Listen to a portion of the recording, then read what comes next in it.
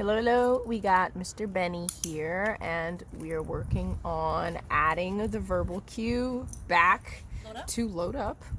As we said, we wanted to readdress this behavior because there was too much instruction happening, which was making him get up. So now what we have done is we have shaped this behavior so that he naturally gravitates towards this mat, and he knows to automatically lay down and stay there for an extended amount of time without us having to say, load up, sit down, stay. It's just load up. So with that being said, that means that you now have the okay to name this behavior. And what you're seeing now is Taylor is actively working on adding distractions to this behavior. So she's walking away, she's creating some distance, and Teach just, not really saying anything, just clicking and treating, making sure like he's staying here without us saying stay, because we want him to just naturally understand to just stay on this mat unless he is given his release word, which is okay. Taylor's behind me now. She's walking away, providing some distance.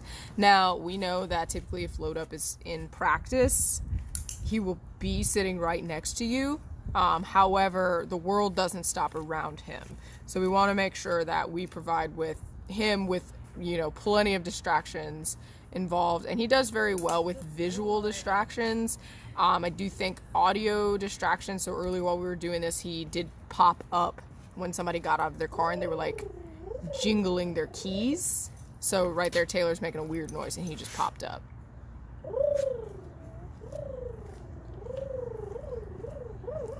And he popped up and she just automatically just pointed back to the mat. So she did not repeat herself.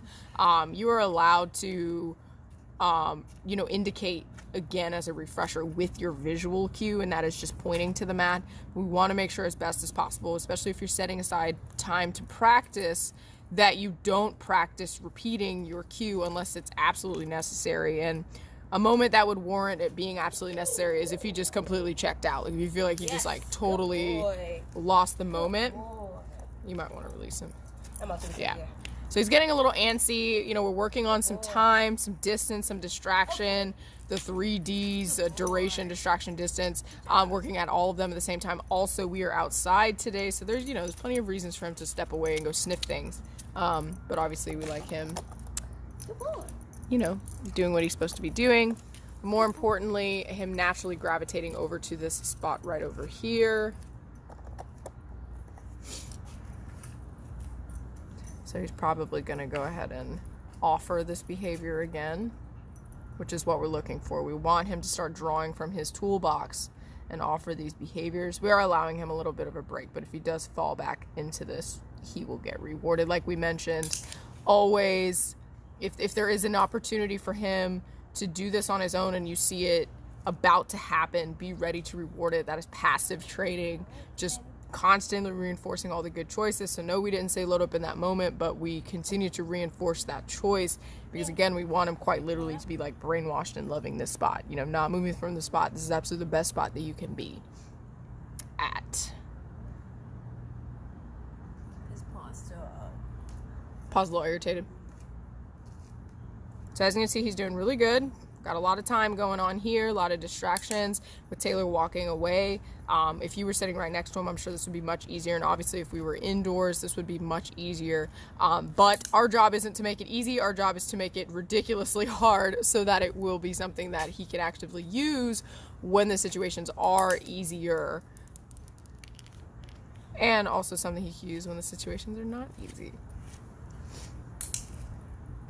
Other things that you'll see Taylor doing, if it is needed, is if we find that, he's on this mat, but then he gets really invested in something like a sound, or if we see that his attention is really like drawn towards something else, like a really hard stare, she may end up using dog out, which is the other cue that we were refocusing and kind of...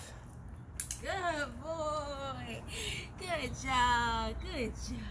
Good boy. So really just putting those two things together and showing him you can remain on this mat and you can also leave things alone, which is dog out. Taylor being a weirdo. She thinks she's a dinosaur. He's doing fantastic. He's doing really, really good. And remaining stationary for a long period of time is difficult for any dog. So you can see, like, we're really enjoying that body language. He's really enjoying this training, which is really important because he's not going to want to stay here if it's not enjoyable. Okay. So your homework with this is you may go ahead and rename this dog out. That being said, you are looking for him to completely lay down and settle for an extended amount of time. Whatever that time is up to you. I would say, you know, work within a reasonable time for him, and then build up from there. And it's okay if you have a day where it's just not great, because there will be days that, you know, he's a little bit more antsy, and if that's the case, then you work within that time limit. But if he's got a day where he's being a rock star, then by all means stretch that time, and see if there's anything that he is having difficulty with leaving alone. Because, like, if I was going to drop a hamburger right next to him, he couldn't have it. And I'm not saying drop a hamburger next to him, but that's a really good example of, like, you know, anything can happen and you absolutely can't get off of this mat. He's offering Taylor a lot of offered eye contact. He keeps positioning himself to check in with her, which is great. That's what you should be getting as well. He doesn't necessarily have to do that when he's on his mat, but obviously we've mentioned that offered eye contact, you know, that attention constantly on you is a really big win. That's a good distraction. There's a bird in a tree right now. And it sounds like somebody's coming down the steps.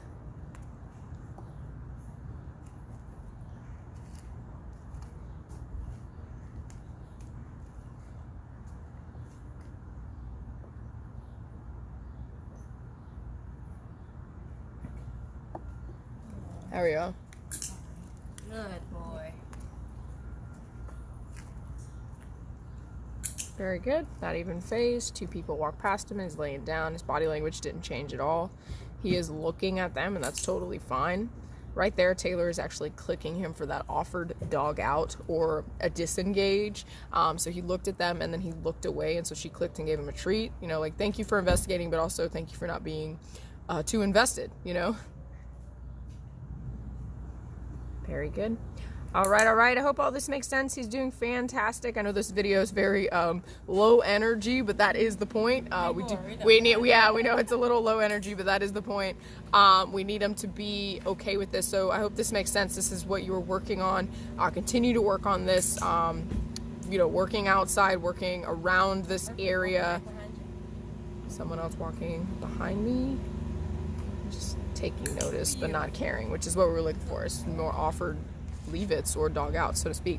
But yeah, work on this. He's doing great. You can get really creative with your dog outs. Continue to use load up, but don't use it too much. Like, if you don't really need it, you know, you don't want this to be something that is overtrained in the sense that he just doesn't want to do it. So by all means practice, but if it's really not like an appropriate time to practice, you know, don't sweat it.